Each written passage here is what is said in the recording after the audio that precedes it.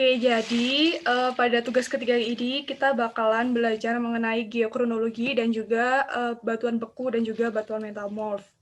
Nah, nanti kalian boleh cek dulu modul sama materi kalau kalian belum buka materinya, karena nanti materinya saling berkaitan. Nah, nanti kalau kalian ada pertanyaan, boleh langsung interupsi aja ya. Nah, jadi di sini kita punya 4 soal. Di soal pertama, kita disuruh menjelaskan apa itu fraksionasi pada isotop yang stabil dan berikan satu kegunaan dari isotop stabil itu untuk analisis kegiatan analisis proses geologi. Oke, jadi ada yang tahu fraksionasi sendiri itu apa?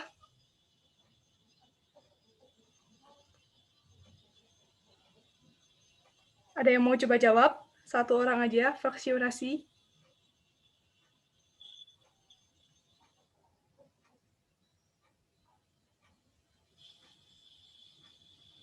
Pemisahan gitu kan sih Kak? Pemisahan apa tuh? Gimana ya? Saya kebayang cuma bahasa itu doang, pemisahan aja. Oke, oke. Nanti kalau sebelum jawab, kalian sebutin nama dulu ya. Ini siapa? Kolbi Kak. Siapa? Muhammad Kolbi. Colby, oke. Oke, jadi sebenarnya kita sebelum tahu apa itu fraksionasi, kita harus tahu dulu apa itu isotop yang stabil itu gimana gitu. Nah, jadi biasanya isotop yang stabil ini dia tuh lebih fokus kepada proses psikokimia gitu. Jadi ada proses fisika dan kimia yang terjadi bersamaan itu di dalam batuan. Nah, nanti proses psikokimia yang terjadi di isotop yang stabil ini, dia itu akan menghasilkan fraksionasi gitu. Nah, jadi fraksionasi sendiri secara definisi dapat dikatakan sebagai perubahan isotop yang dihasilkan dari beberapa proses fisika atau kimia. Nah, fraksionasi sendiri nanti dia itu bisa menyebabkan adanya perbedaan dari massa. Nah, biasanya kan perubahan massa yang disebabkan oleh fraksionasi ini kecil. Jadi dia itu bisa dinotatiskan dengan Do. Nah, contoh dari isotop yang bisa mengalami fraksionasi itu yaitu karbon 12, di mana setelah dia mengalami fraksionasi dia bisa menjadi karbon 13 gitu. Nah, jadi kalau isotop yang sering digunakan sendiri pada proses fraksionasi ini ada 3 jenis, yaitu isotop hidrogen, karbon, dan juga nitrogen. Nah, ini merupakan salah satu contoh dari kegunaan dari fraksionasi itu sendiri, di mana fraksionasi ini dapat digunakan untuk analisis asal tipe pada sistem geotermal. Jadi, kalau teman-teman lihat di grafik yang sebelah ini, yang solid line berwarna hitam, yaitu menunjukkan meteoric water. Nah, kemudian kalau nanti kita mempunyai nilai Do dari oksigen dan juga nilai Do dari D ini, ketika dia berada di grafik ini, solid line yang warna hitam ini, berarti menandakan bahwa dia itu airnya berasal dari air meteorik. Nah, sedangkan kalau nanti grafiknya menyimpang ke sini, itu menandakan bahwa dia itu memiliki komposisi air yang mirip dengan komposisi air yang ada di Yellowstone. Nah, seterusnya, kalau dia menyimpangnya ke sini, berarti komposisi airnya itu mirip yang ada di Lesson Park. Kemudian yang di sini tuh mirip dengan yang ada di geysers. Nah, nanti kalian bisa cari tahu aja komposisi air yang ada di Yellowstone tuh kira-kira dominan apa aja sih gitu. Nah, selanjutnya fraksionasi ini juga bisa digunakan untuk menentukan lingkungan pengendapan pada studi paleontologi. Nah, jadi di sini kalau seumpama kita punya Do13 dari karbon dan punya Do15 dari nitrogen, kita bisa menentukan tumbuhan yang ada di laut. Nah, nanti setiap nilai itu mencirikan tumbuhan tertentu. Kalau kita punya nilai Do15 dari nitrogen aja, kita bisa menentukan biota yang ada di darat dan juga di laut.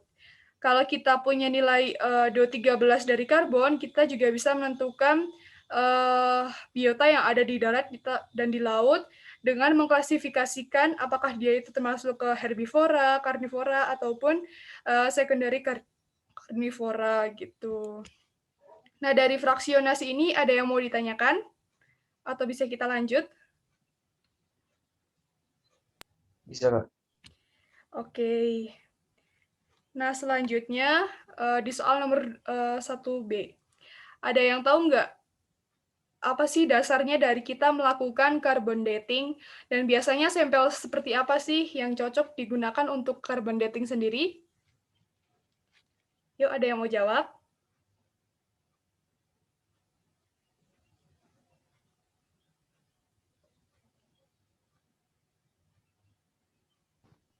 Kalau Dika, kalau Ya, sampel boleh. yang buat carbon dating itu kayu Iya, sama apa? betul. eh, Terus, eh, basicnya apa kita menggunakan carbon dating?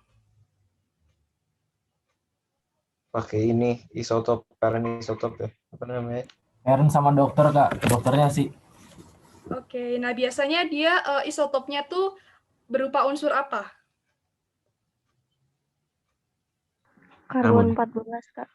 Oke, betul. Itu yang jawab siapa? Dinda, Kak. Dinda. Oke. Nah, makasih buat Kolbi, Dinda, dan tadi siapa lagi ya yang jawab satu lagi? Rehan, Kak. Rehan Ariko. Rehan Ariko. Iya ya, jadi betul. Jadi di penanggalan karbon sendiri atau penanggalan radiokarbon itu sering juga kita sebut dengan penanggalan karbon 14, di mana penanggalan ini merupakan penanggalan yang menggunakan metode penentuan usia objek yang mengandung material organik. Nah, ini adalah kuncinya, yaitu mengandung material organik dengan memanfaatkan sifat radioaktif suatu isotop dari karbon. Nah, jadi radiokarbon atau yang kita gunakan yaitu karbon 14 ini merupakan isotop yang tidak stabil.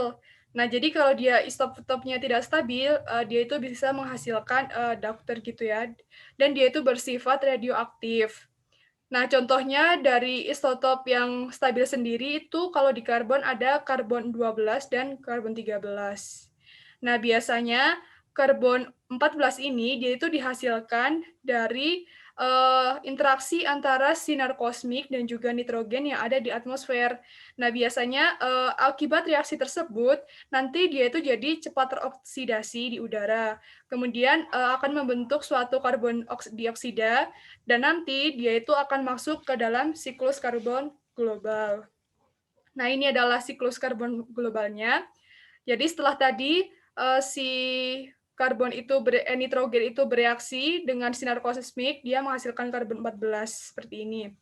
Nah, nanti si karbon 14 sendiri itu akan dikonsumsi oleh hewan dan tumbuhan yang ada di bawahnya.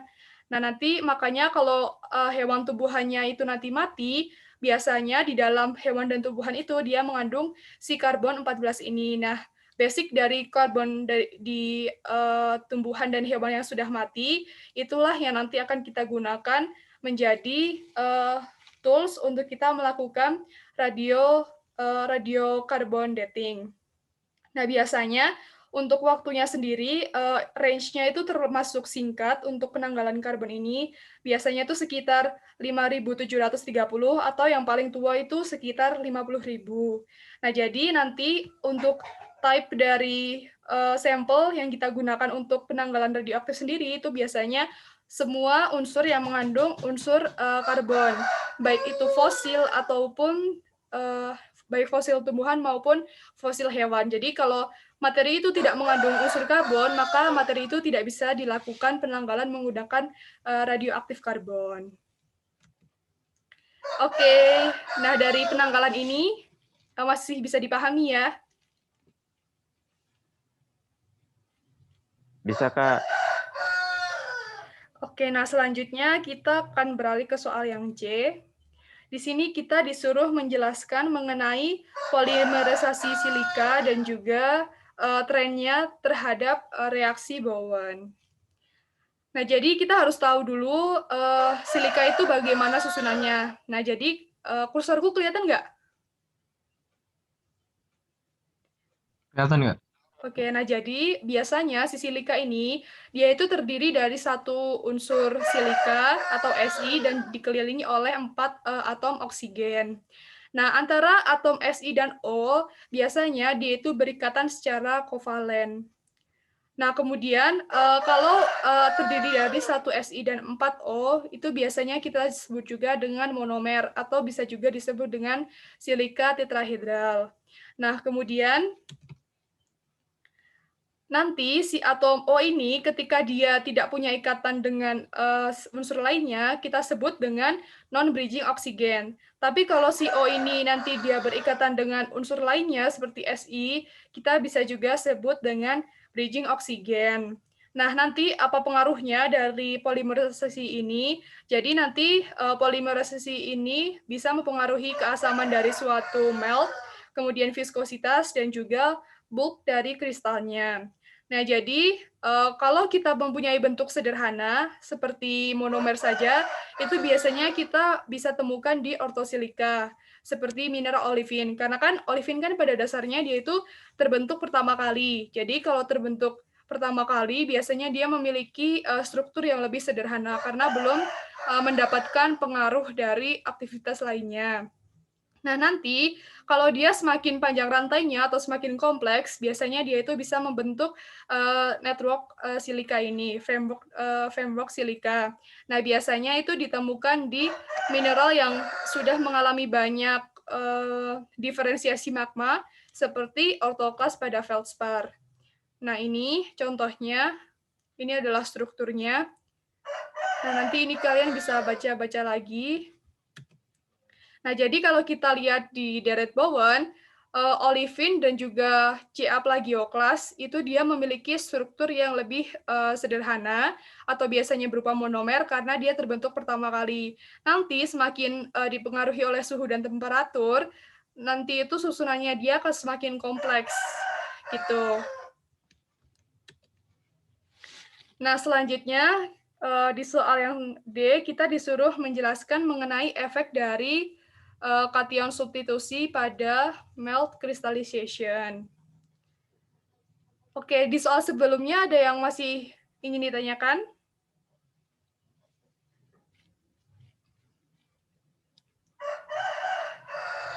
Kak. Oke.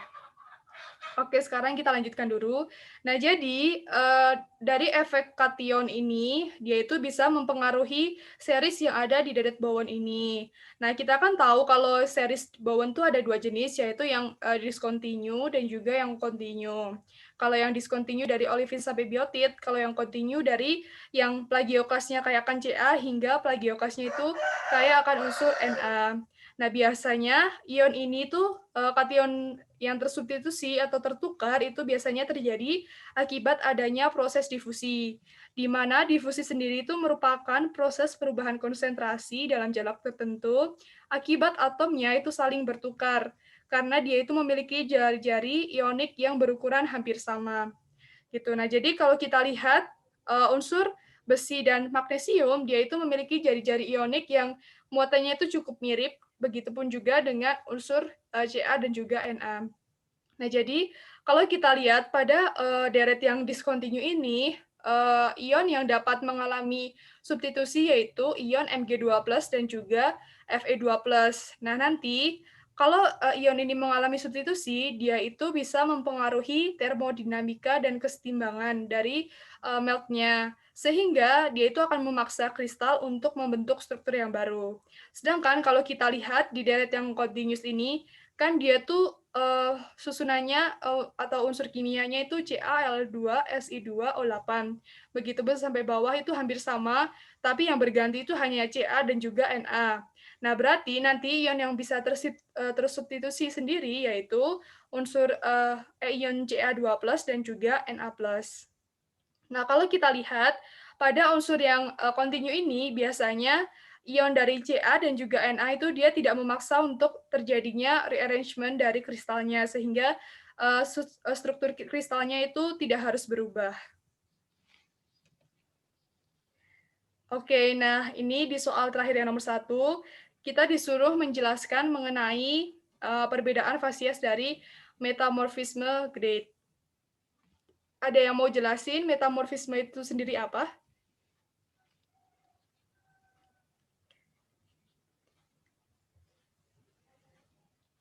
Yuk, metamorfisme itu apa?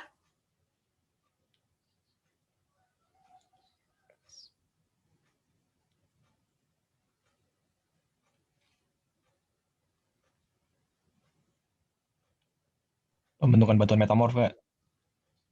Biasanya disebabkan oleh apa?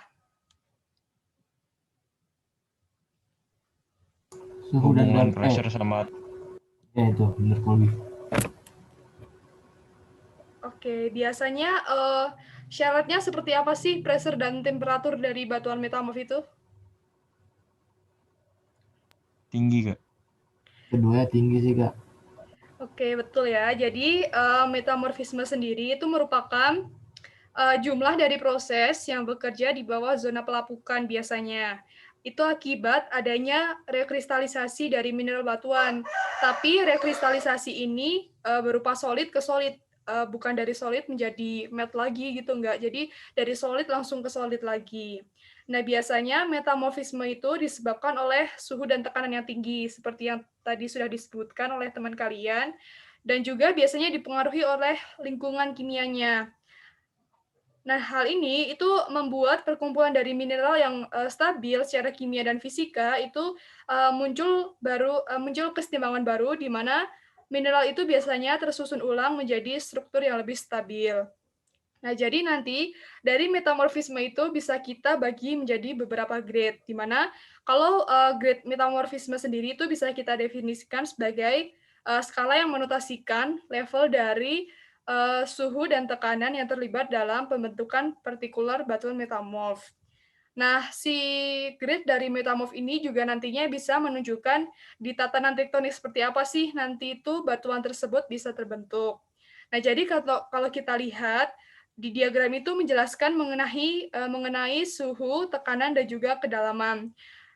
Biasanya kalau dia dipengaruhi oleh suhu yang kecil dan tekanannya kecil, dia itu masih dalam tahap diagenesis. Nah, nanti kalau dia suhunya semakin meningkat, tapi tekanannya masih kecil, dia itu nanti menghasilkan batuan metamorf jenisnya hornfels. Biasanya dia itu terbentuk di kontak metamorfisme, diindikasikan oleh suhu yang tinggi dan juga temperatur yang rendah. Nah, nanti kalau kita punya suhu yang rendah, tapi dia tekanannya tinggi, biasanya dia itu akan membentuk blueskis, di mana blueskis ini biasanya terbentuk di zona subduksi. Nah, untuk grade-nya sendiri bisa kita bagi menjadi 3 grade. Ada low grade, intermediate grade, dan high grade. Di mana setiap grade ini nanti dia memiliki ciri-ciri sendiri. Kalau low grade biasanya dia itu terbentuk pada suhu sekitar 20 hingga 320 derajat Celcius. Kemudian suhunya rendah. Kemudian biasanya kalau di low grade ini dia itu kaya akan mineral yang hidros. Nanti semakin tinggi grade dari si metamorf ini, mineral yang hidros ini akan semakin berkurang. Jadi nanti pada batuan metamorf yang tingkatnya tinggi, dia itu biasanya terjadi pada suhu yang lebih dari 320 dan memiliki tekanan yang relatif tinggi. Nah, di sini mineral dari hidrosnya itu sudah sangat sedikit dan biasanya banyak ditemukan mineral yang non-hidros. Nanti kalian bisa cari sendiri contoh dari mineral hidros dan anhidros itu apa. Nah, nanti salah satu contoh dari low grade sendiri itu ada batuan slate. Kalau intermediate itu ada batuan fillit, dan kalau high grade itu nanti ada batuan schist dan juga gneiss. Nah, ini bisa kita lihat persebaran fasiesnya. Kalau dia green schist, biasanya dia itu bisa ditemukan di daerah zona subduksi, atau kalau di vulkanisme itu dia ditemukan yang paling terluar. Kalau blue schist itu sudah semakin ke dalam lagi. Kemudian ada amphibolt, kemudian yang paling bawah itu ada eklogit sama granulit. Nah, biasanya kalau low grade sendiri dia itu dicirikan oleh ukuran butirnya yang kecil-kecil. Kalau high grade itu dia ditemukan dengan ukuran butir yang besar-besar dan biasanya si bending atau laminasi dari batuannya itu terlihat jelas. Nah, ini ada contoh-contohnya yang dari low grade sampai high grade. Oke, udah selesai yang ini, masih bisa dilanjutkan ya.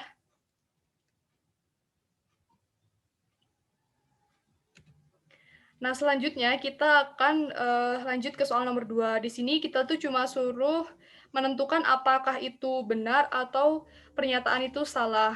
Nah, jadi di statement yang pertama, kita disuruh menyebutkan apakah fraksionasi dari isotop stabil itu di alam dia dipengaruhi oleh massa. Menurut kalian ini benar atau salah?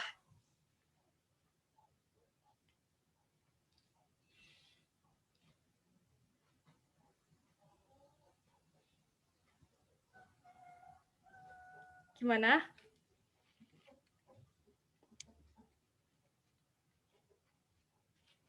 Salah, Kak. Nah, kenapa tuh disebut salah?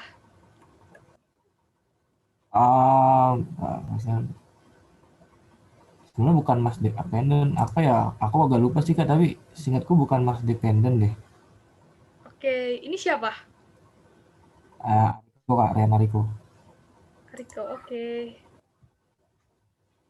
Nah, jadi sebenarnya itu ada dua teori yang menyatakan tentang si fraksionasi dari isotop stabil itu apakah dia bergantung atau tidak bergantung. Nah, dulu fraksionasi dari isotop itu dikatakan dia bergantung terhadap masanya. Hal ini tuh karena pernah dilakukan uji oleh para peneliti dan ditemukan bahwa massa dari atom itu nanti dia bisa menyebabkan massa dari atom itu dia bisa mempengaruhi si vibrational motion, rotational motion dan juga translational motion dari si isotop itu. Makanya nanti dia bisa mempengaruhi nilai dari kestabilan fraksionasi isotop.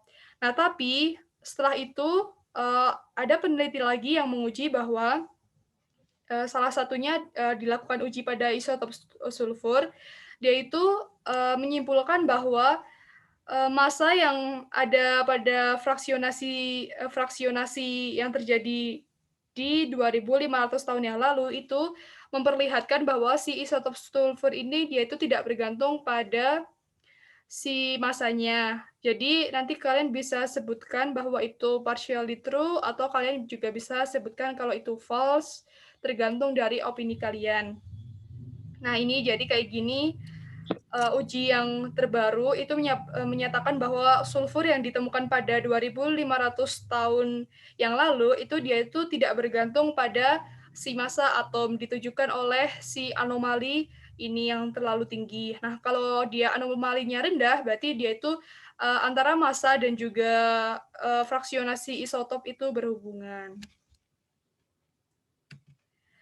Oke, nah selanjutnya penanggalan radiokarbon.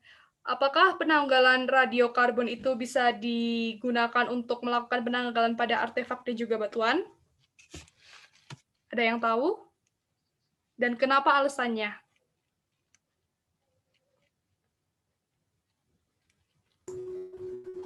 Bisa, Kak. Karena kok false?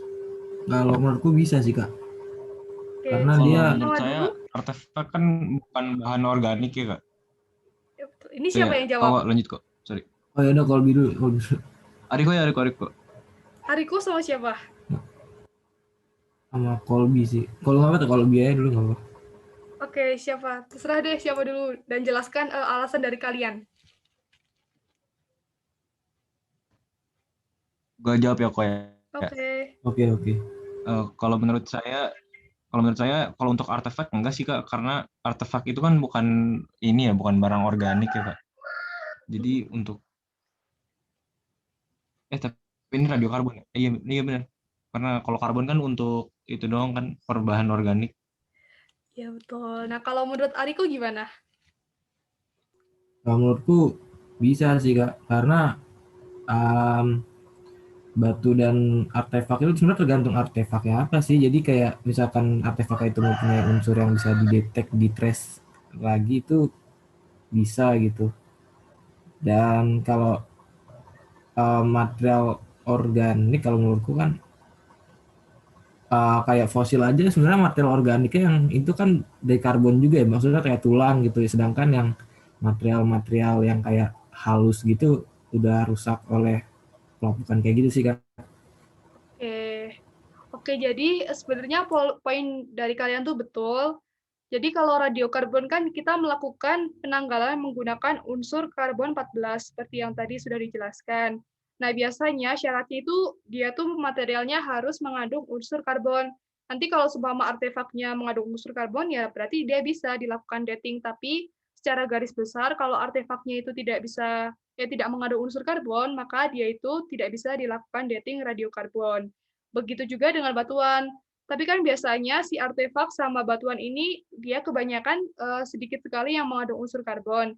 Jadi belum bisa kita katakan bisa dilakukan menggunakan tidak bisa dikatakan bahwa batuan itu bisa dilakukan radiokarbon untuk menentukan si datingnya gitu. Tapi nanti boleh kalian sebutin aja alasannya bisa atau tidaknya. Tidak harus saklek salah atau saklek betul gitu enggak. Jadi nanti sebutin aja alasan dari kalian. Oke, nah selanjutnya di pernyataan nomor 3 ini kita ditanyakan apakah 87 SR dan 86 SR itu dia tumbuh lebih cepat di kontinental atau di mantel. Nah, sebenarnya dia itu lebih cepat tumbuh di kontinental. Jadi itu pernyataannya itu betul. Kenapa? Karena ini bisa ditunjukkan pada grafik sebagai berikut. Nah, jadi kalau kita lihat di sini di diagram pertumbuhan fraksionasi antara RB dan juga SR itu menunjukkan bahwa pada saat di kontinental crust ini dia itu memiliki grafik yang lebih curam yang diakibatkan oleh laju dari 87 SR per 86 SR ini lebih cepat dibandingkan laju dari 87 RB dan juga 86 SR. Nah, ini kan di sini SR. Nah, di sini waktu dia di kontinental, dia itu curam atau meningkat sekali lajunya. Jadi bisa dikatakan bahwa statement ini itu benar yang menunjukkan bahwa 87 SR per 86 SR itu dia tumbuh lebih cepat di continental crust dibandingkan yang ada di mantel. Nah, ini nanti juga kalian bisa kaitkan dengan di mana kalau si RB itu dia tumbuh lebih cepat, dia tuh banyak ditemukan di continental crust karena dia itu bersifat incompatible terhadap mantel. Jadi itu banyak ditemukan di kontinen.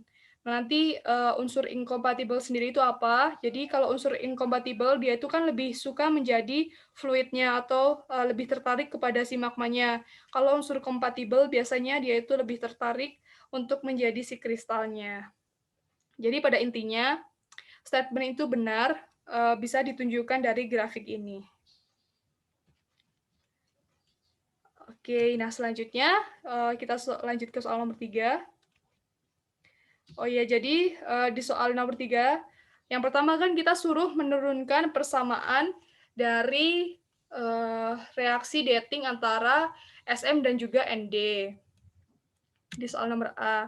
Nah, jadi si SM sendiri ketika dia meluruh itu dia menghasilkan ND143 dengan bantuan sinar alfa. Nah, kemudian dia itu bisa dirumuskan sebagai berikut, di mana ND143 itu sama dengan SM147 mula-mula dikurangi SM147 di titik terakhir ketika dia diamati. Nah, ini penurunan rumus selanjutnya.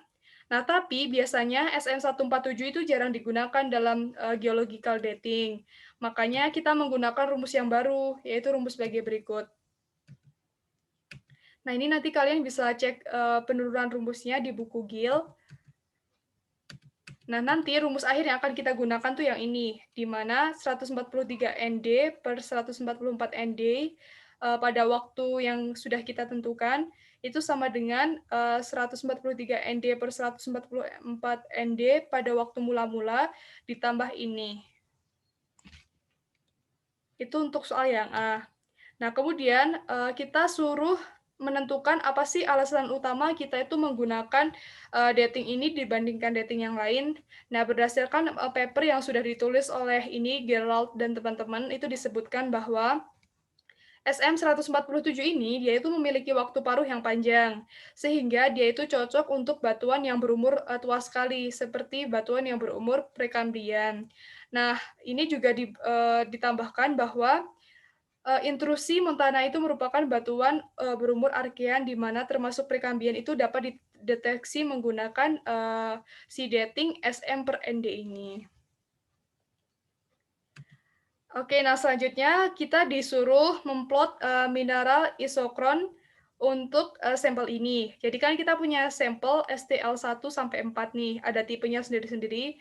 Yang ini whole rock sampai ke clinopyroxene dengan nilai yang berbeda-beda. Nah, cara lebih mudahnya kalian tuh bisa menggunakan Excel. Jadi yang pertama kalian tulis dulu semuanya, tulis dulu tipenya, apakah dia whole rock, plagioclase, sampai clinopyroxene.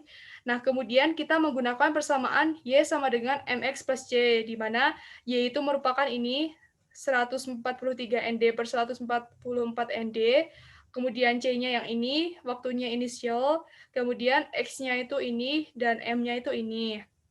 Nah, gimana sih cara kita mendapatkan nilai M, X, dan juga C-nya ini? Nah, di sini kan kita punya nilai Y, karena kita punya nilai di tabel soal itu SM147 sama 144 ND. Ini merupakan nilai Y kalau kita lihat di persamaan ini.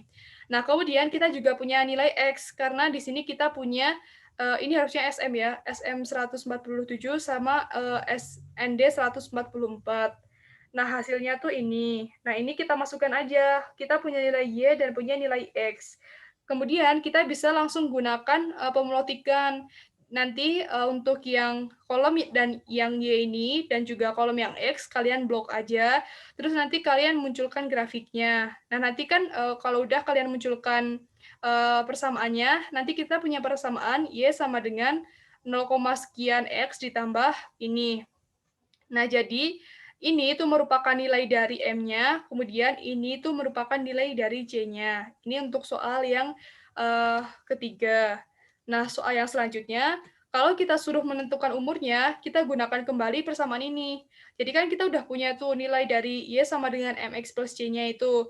Nah, tinggal kita masukkan aja. Untuk menentukan umur, kita bisa menggunakan persamaan MX. Nah, tinggal kita masukkan MX-nya.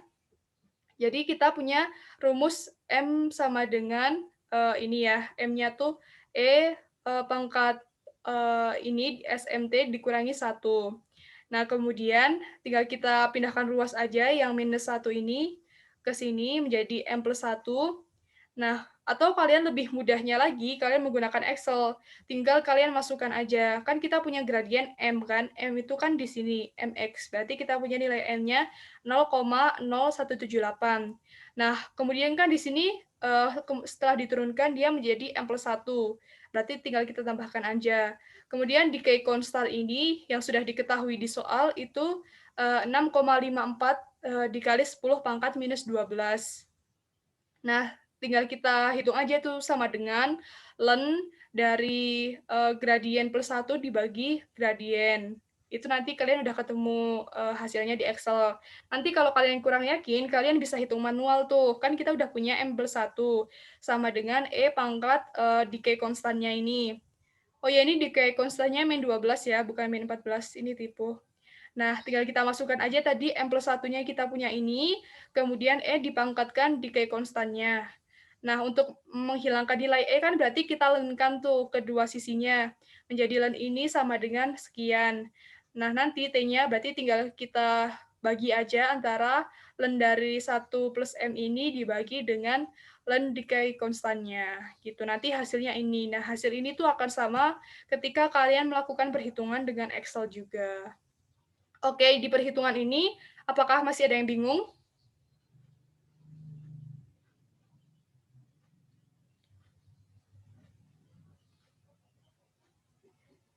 Gimana, masih pada paham ya? Masih Kak. Oke. Nah, ini di soal yang terakhir nomor 2 ini kita suruh nyebutin tuh kalau Gabbro dia mengalami metamorfisme itu kira-kira bakalan jadi apa sih? Nah, Gabbro kan seperti yang kita tahu dia itu batuan mafik yang mengandung banyak mineral-mineral berwarna hitam. Nah, biasanya mineral hitam itu bisa terdiri dari amfibol, khususnya itu hornblende. Nah, nanti ketika dia dikenai oleh suhu dan tekanan yang tinggi, biasanya dia itu si amfibolnya itu akan mendominasi batuan dan membentuk seperti garis-garis seperti ini yang kita sebut dengan batuan amfibolit karena didominasi oleh mineral amfibol. Nah, biasanya amfibolit ini dia itu termasuk ke grade yang intermediate hingga ke high grade. Bedanya kalau si intermediate nanti tuh dia foliasinya belum terlihat begitu jelas seperti ini. Nanti kalau dia yang high grade, biasanya foliasinya itu dapat dilihat secara jelas seperti laminasi pada batuan sedimen. Oke, nah selanjutnya kita bahas soal nomor 4. Nah, di soal nomor 4 ini kita disuruh menentukan nama dari batuan, mafic properties-nya, origin-nya di mana, freshness-nya bagaimana, dan organic content-nya itu bagaimana dari data yang sudah diperlihatkan pada soal. Nah, ini datanya. Nah, ini nanti kita harus cari satu-satu dulu dari sampel A1 sampai B2. Nah, ini contohnya, seumpama kita ambil sampel A1 di sini. Kan kita punya nilai SI dan sebagainya tuh sekian. Nah, nilai SI dan sebagainya itu kalau kita jumlahkan hasilnya itu baru 99%.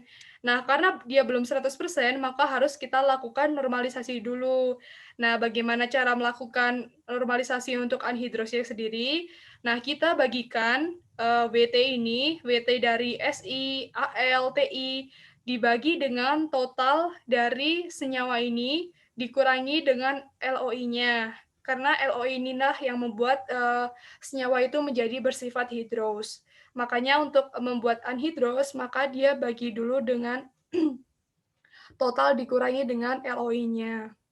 Nah, ini contohnya kalau kita punya SI, untuk menghitung senyawa anhidrosnya, berarti tinggal kita bagi aja 49,9 dibagi jumlah total dari ini, jumlah total dari WT ini dikurangi dengan LOI-nya.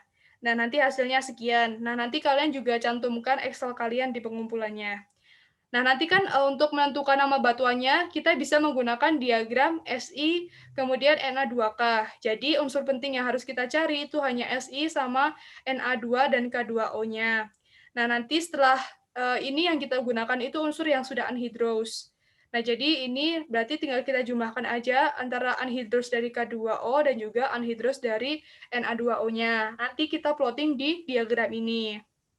Nah, kan dia 50 tuh kira-kira di sini, kemudian 6 tuh kira-kira di sini. Nah, jadi bisa kita ketahui bahwa nama batu dari sampel A1 ini dia itu berupa Gabbro. Nah, selanjutnya kita disuruh menentukan mafic property-nya. Nah, tadi kan kita punya nilai LOE-nya dia itu nilai dari Na dan juga KO-nya itu sekitar 0,28 dan 5,73. Nah, sedangkan nilai SiO2-nya kita punya 49,9%. Nah, untuk menentukan dia itu termasuk batuan apa dan komposisi magmanya seperti apa, kita bisa plot di diagram ini. Nah, jadi kan di sini ada persentase dari SiO2. Kita punya sebanyak 49,9, berarti kira-kira di sini. Kemudian untuk K2O-nya kita punya 0,28. Ini kan 0. Ini 0, di sini 0,5, berarti 0,28 itu sekitar di sini. Nah, jadi kita tahu bahwa magmanya dia itu low K series atau bisa kita sebut juga dengan tolaitik. Nah, untuk batuannya sendiri itu berarti dia termasuk batuan yang jenisnya basalt gitu. Nah, kenapa kita sebut dengan tolaitik? Karena dia diketahui kandungan potasiumnya itu tadi sangat rendah sekali ya, 0,28. Nah, selanjutnya untuk tahu di mana dia berasal, itu juga bisa kita gunakan komposisi ini. Tadi kan kita udah punya tuh, bahwa dia itu magmanya bersifat tolaitik. Kalau kita lihat di zona subduksi ini, dia tuh magma yang tolaitik tuh ada di mana aja sih? Nah, dia itu ada di Island Arc, sama ada di Mid-Oceanic Ridge. Kemudian kalau kita lihat di Island Arc, si Toleitik sendiri itu bisa ditemukan di Back Arc Basin, kemudian Island Arc, dan juga Mid-Oceanic Ridge gitu. Nah, untuk freshness-nya kita bisa bandingkan dengan nilai LOI-nya. Nah, biasanya kalau nilai LOI batuan itu kurang dari 4%, dia itu masih bisa disebut dengan fresh gitu ya.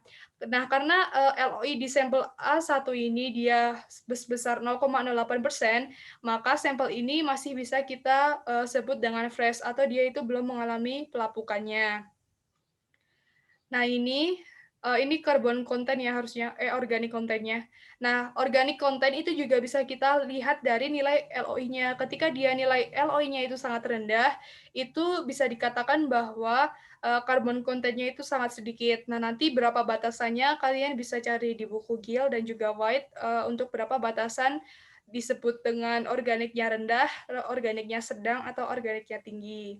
Nah, cara ini juga sama kita lakukan ke sampel selanjutnya. Seumpama sampel A2, ini kita buat dulu senyawanya, kita masukkan WT-nya, kemudian kita buat dulu anhidrous-nya.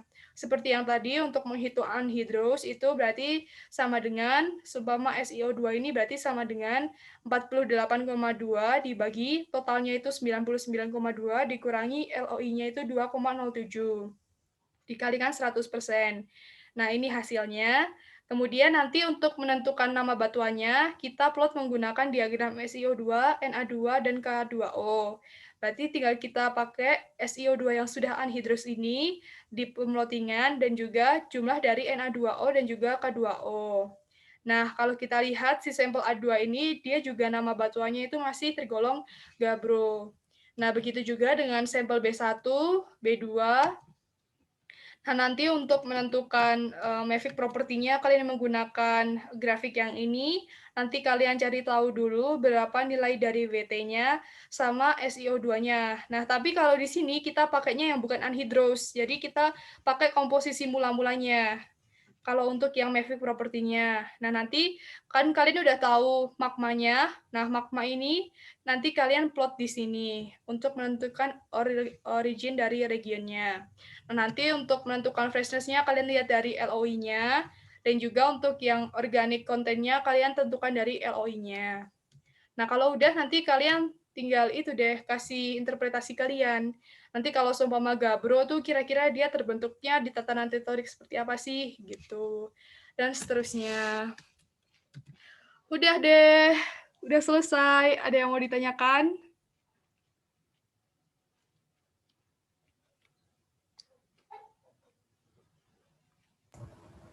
Kayaknya cukup sih, Kak. Oke, berarti masih paham ya? Insya Allah, Kak. Nanti mungkin kalau ada yang bingung boleh nanya-nanya di grup atau kakak aja. Oke.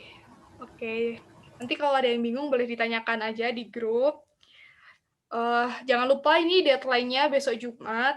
Jangan lupa dikerjakan. Nanti kalian kerjakannya boleh diketik, terus di-scan, dan juga cantumkan juga Excel perhitungan kalian.